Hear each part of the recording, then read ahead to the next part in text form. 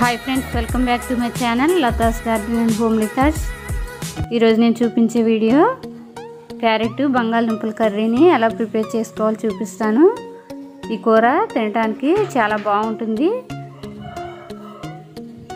ఒకసారి ట్రై చేసి చూడండి.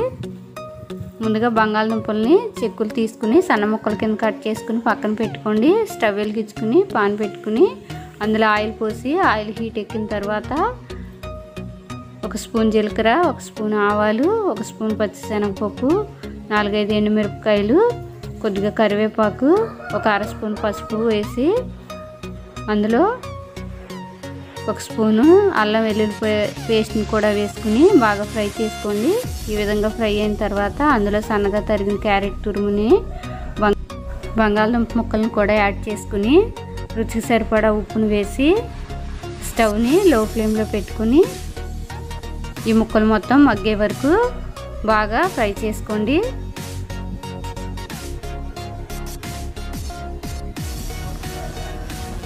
ఈ విధంగా కలుపుకొని మూత పెట్టుకుని సుమారు 10 నిమిషాల పాటు అయినా ఈ ముక్కలు మగ్గటానికి టైం పడుతుంది. మూత పెట్టడం వల్ల ఆవిరి వల్ల బంగాళదుంప ముక్కలు చాలా త్వరగా ఉడుకుతాయి.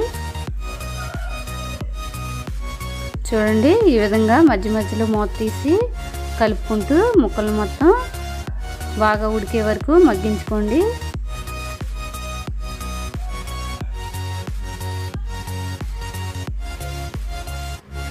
చూడండి, ముక్కలు మొత్తం ఈ విధంగా మగ్గిన తర్వాత అందులో ఒక స్పూన్ వరకు కారం కూడా యాడ్ చేసుకోండి.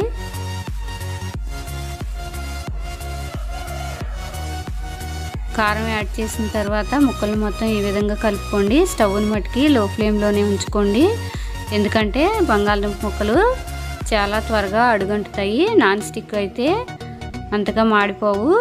ఇందులో కొద్దిగా కొత్తిమీరను కూడా యాడ్ చేసుకుని బాగా కలుపుకోండి.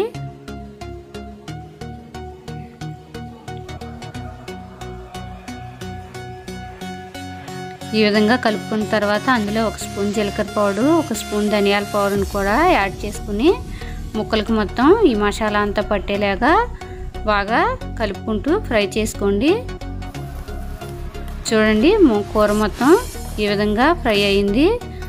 గరిటతో మనం బంగాళదుంప ముక్కల్ని ఇలా నొక్కటం వలన చూడండి ముక్కలు మొత్తం బాగా మగ్గినాయి. ఈ విధంగా కూర రెడీ అయింది. ఈ మిశ్రమాన్ని మొత్తం ఒక సర్వింగ్ బౌల్లోకి తీసుకుని సర్వ్ చేసుకుంటే ఎంతో టేస్టీగా ఉండే బంగాళదుంప క్యారెట్ ఫ్రై రెడీ. పిల్లలు పెద్దలు చాలా ఇష్టంగా తినవచ్చు. ఈ రెసిపీ కనుక మీకు నచ్చినట్లయితే ఒకసారి ట్రై చేసి లైక్ చేయండి, షేర్ చేయండి. మా ఛానల్ ఫస్ట్ టైం చూస్తున్నట్లయితే సబ్స్క్రైబ్ చేయండి.